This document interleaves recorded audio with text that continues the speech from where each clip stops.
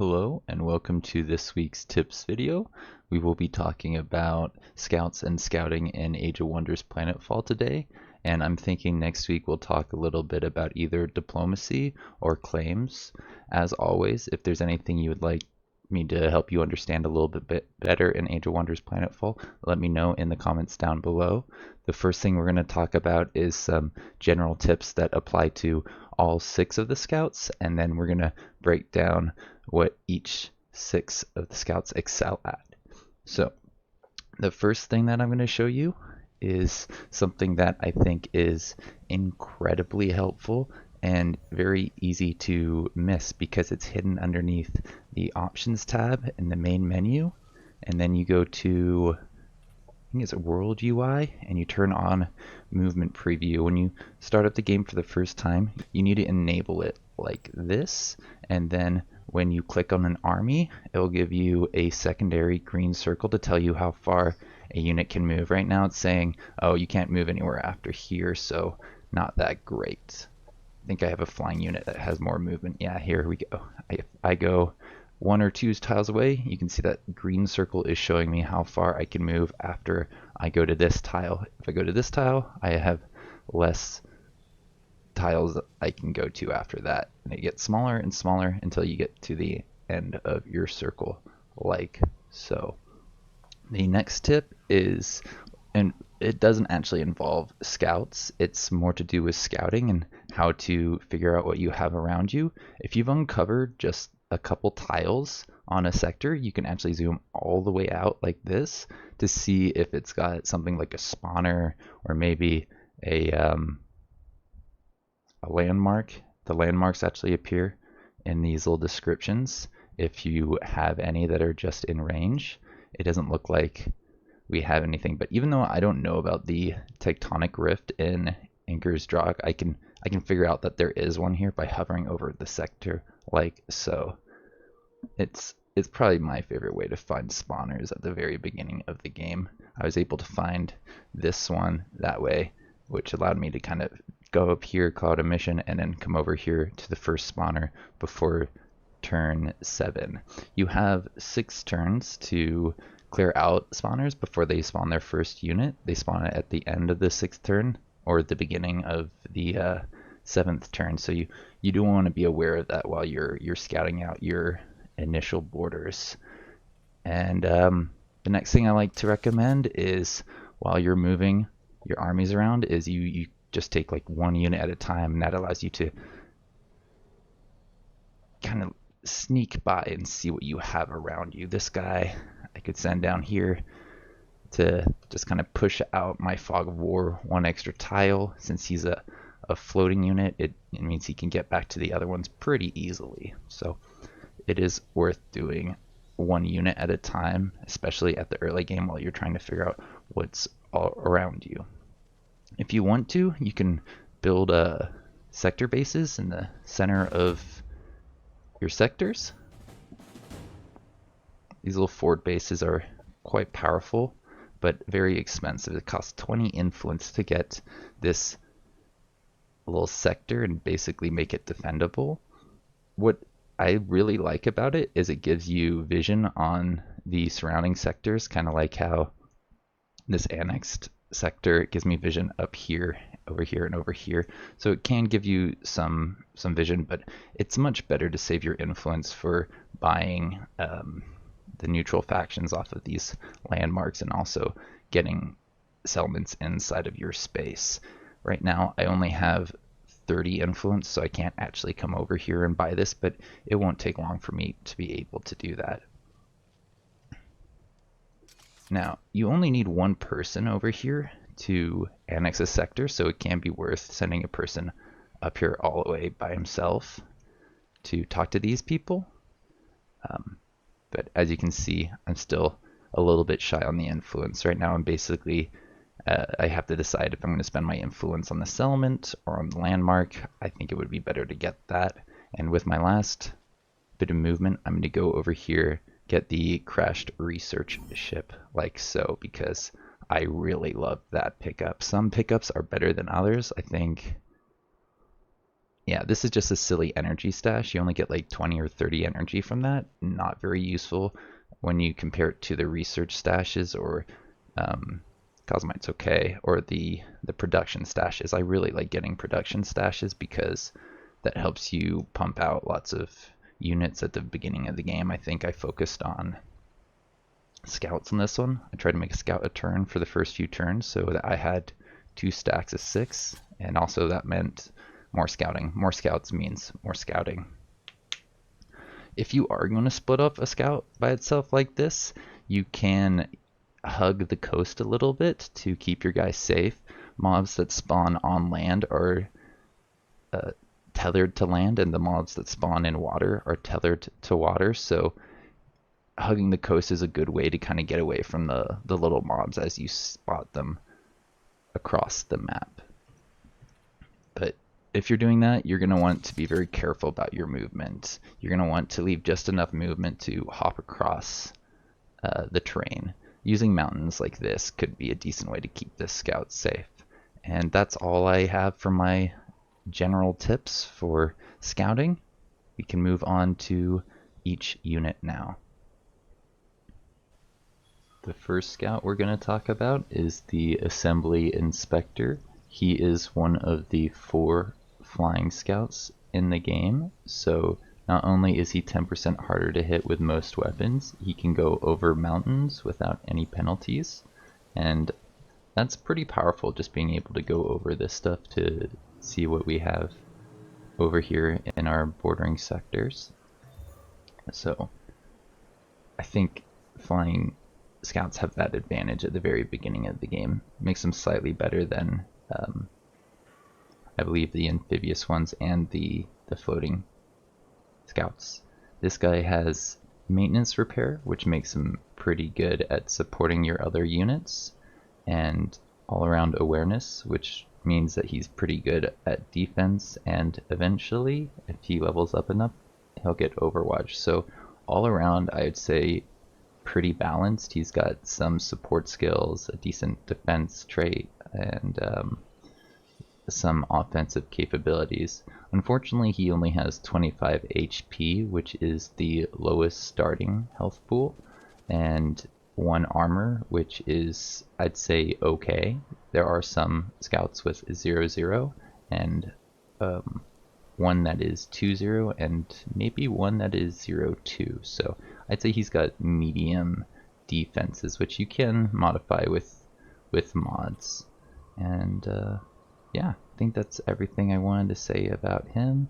His weapon isn't air-to-air like some of the scouts, so keep that in mind.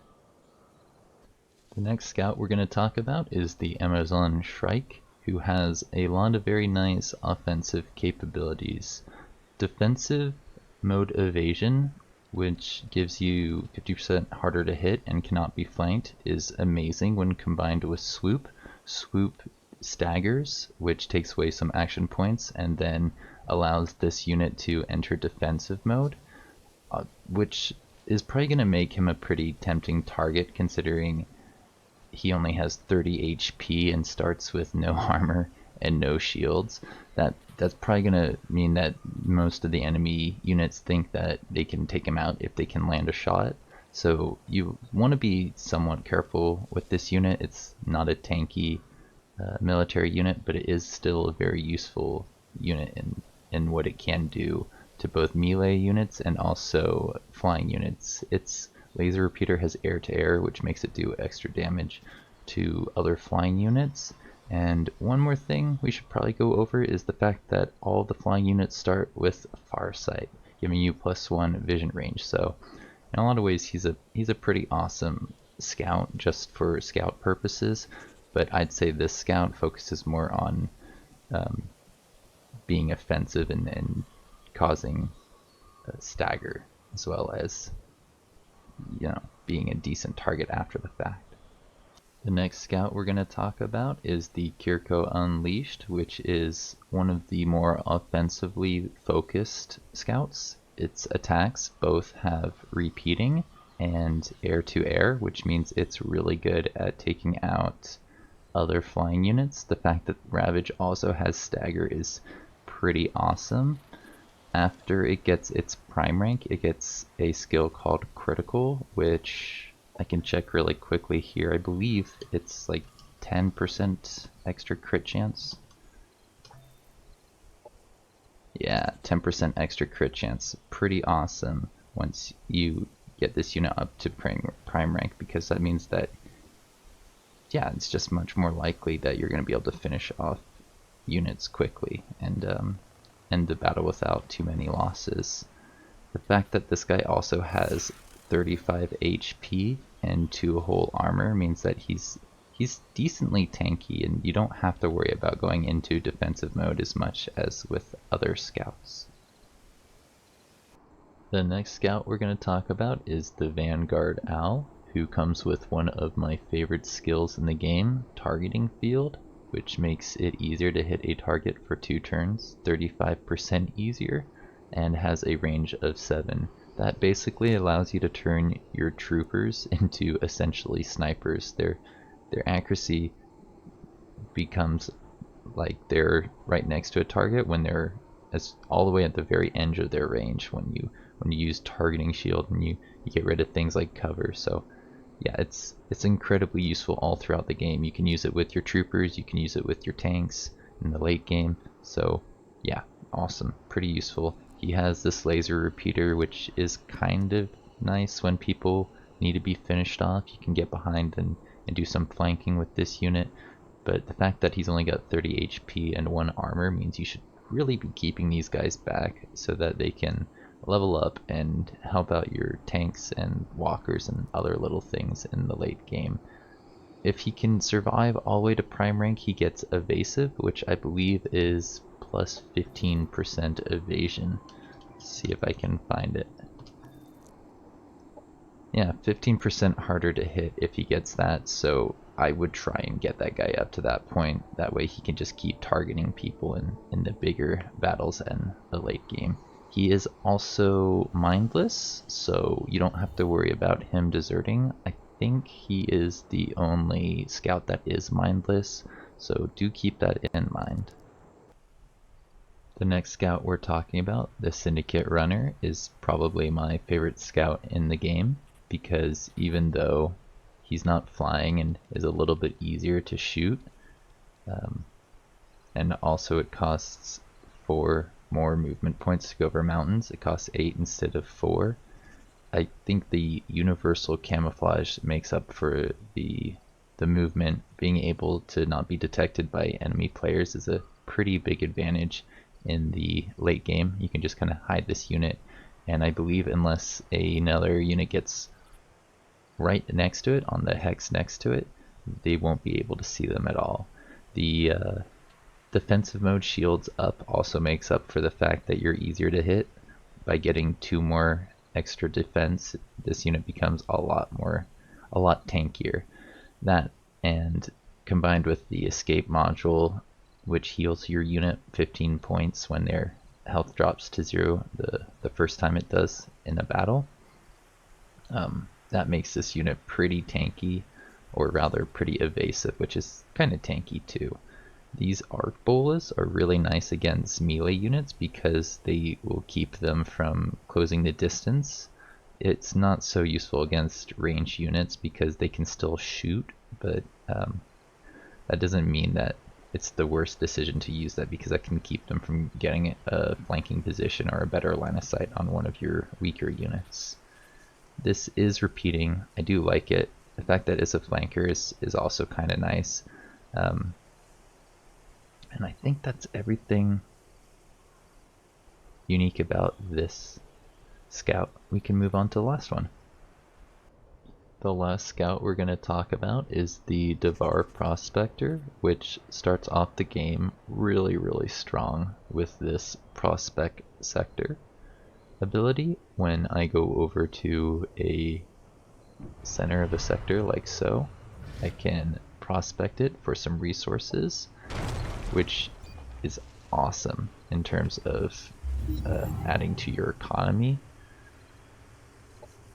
These bonuses they add up to a lot pretty quickly, but after I'd say 30 or 40 turns after you've explored most of these sectors, after you've prospected most of them, this unit becomes a lot less useful than the other scouts who have, I think, better modifiers and better skills. I do like that this toss bomb can cause stagger, but the fact that it's not repeating is a little bit worse than, say, the Gearco unit that can do 3 stag. Well, he can't do 3 staggers. He can do 3 attacks with a stagger on the first one, because that's how stagger works with repeating attacks, I believe.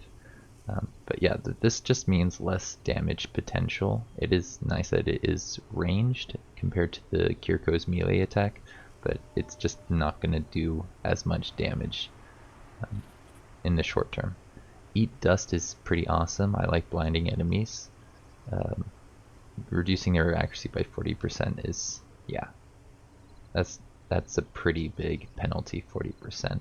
It would be nice if they couldn't shoot at all, but hey, that's, I guess, not how they want blind to work in this game. Expedited movement is one thing that took me a little bit of time to actually wrap my head around. It looks like it reduced the Costa Mountains from 12 to 10. The Cost of Rivers from 16 to 10. And forests cost 6 instead of 8. So it gives you some little reductions to the what's it called, the movement points it takes to go across certain terrains, but it's not nearly as good as flying in terms of just getting around the map. And I think I prefer floating over it because of the unit that has floating. This unit's okay, but at least he's not mindless like the Vanguard unit. He's got a guy, right? There's a guy sitting in here, so even though he's mechanical, he's not mindless. Being a heavy unit means he's not going to turn when he's flanked. He's the only scout that is a heavy unit, so that's something that people do overlook a little bit. He's also stagger resistant, which is pretty cool, but not that amazing. And that's it. That's all of the scouts. If you enjoyed this tips video, don't forget to leave a like and a comment. And if you got the time, maybe you can share it with some other people who you think might find this tips video helpful. And as always, have a good one.